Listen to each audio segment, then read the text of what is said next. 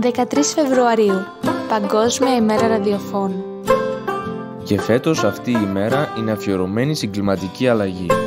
Το κλίμα αλλάζει, ανησυχητική αύξηση θερμοκρασίας, ζεστοί χειμώνες, λιώσιμο των πάγων, πλημμύρες, ακραία καιρικά φαινόμενα. Ας αλλάξουμε κλίμα. Το κλίμα αλλάζει και είμαστε υπεύθυνοι εμείς. Το κλίμα αλλάζει. Εμείς τι κάνουμε εμείς? Ας αλλάξουμε κλίμα.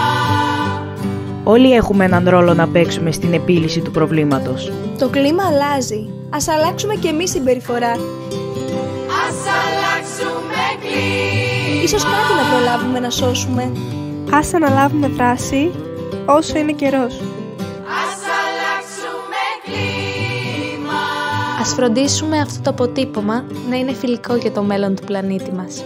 Από τη ραδιοφωνική ομάδα του πρώτου γυμνασίου και του πρώτου ΓΕΛ Ελευθερίου Κορδελιού. Ταυτίσου στο πρώτο. Ταυτίσου στο ραδιόφωνο. Ταυτίσου στο κλίμα.